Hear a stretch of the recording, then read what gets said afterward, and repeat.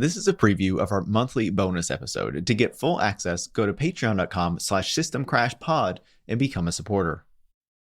Of course, Anduril, which people might be familiar with or might not be familiar with, which is, of course, the company that we're talking about today. Basically, it's founded by Palmer Luckey, who created Oculus, the VR platform, which was sold to Meta for $2 billion, I believe. And then he was fired from Meta a couple of years later for basically supporting the Trump campaign or, some group that was supporting the Trump campaign. And then he sets off to start this arms company. So Silicon Valley would call him an innovator. A trailblazer, because you don't get fired for supporting Trump anymore. That's exactly. That's for damn sure. Well, there's a fascinating point in this interview where he's asked about that, right? He's asked about the fact that he was fired from Meta and what he kind of makes of all of these tech billionaires getting behind Trump in this moment, because he did back in 2016, of course. And he basically says that, he doesn't want to criticize these guys, and he calls them the techno-corpo elites. He basically says, I don't know, they're late to the game, but I'm happy that they're getting behind him now, so I'm not going to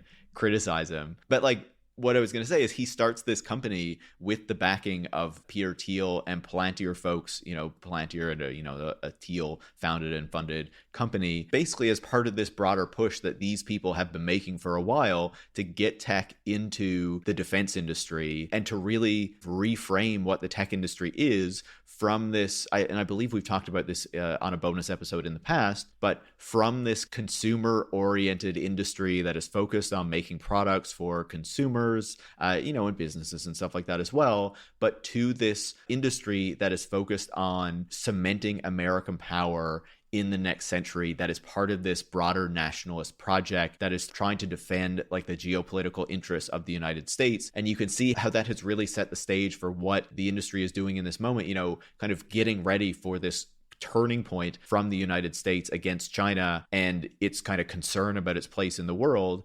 And now Silicon Valley trying to take advantage of that, trying to move in on that, and trying to say, we are key to defending American power in the 21st century. And Anduril is planning to be a big part of that, basically. And they're basically making a campaign to broadcast this too. Yeah, he was originally known as the VR guy, the Oculus guy, and VR guy, VR guy. And as I was alluding to up top, he's always wearing Hawaiian shirts and has the world's worst facial hair. He looks like wearing cargo shorts and flip-flops. Yeah, he looks like a reject from a 90s alt rock cover band is what he looks like.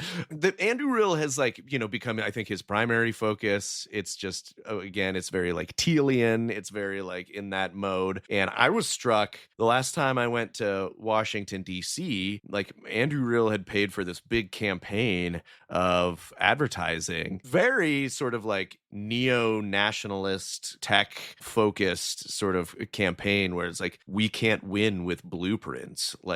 We need to upgrade and we need to sort of double down. And it's really sort of very ominous, Verhoeven almost. It could be out of Starship Troopers, which I'm sure he would love. He doesn't care, Palmer Luckey.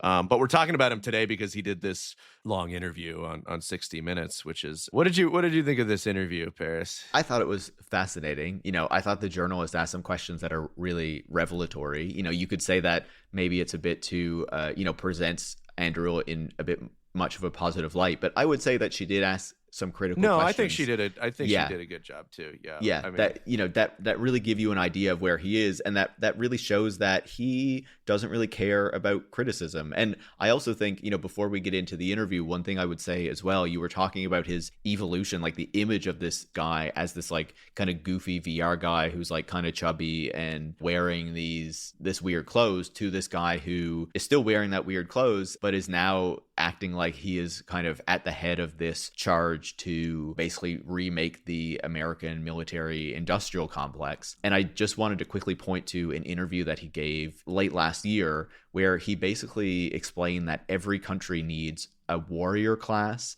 and he considers himself part of that warrior class. And the people who are part of it are excited to enact violence on others in pursuit of good aims. So, he is not some kind of military soldier guy on the front lines. He's setting back, making his autonomous weapons, getting excited about enacting violence on the rest of the world on behalf of supposedly defending American power.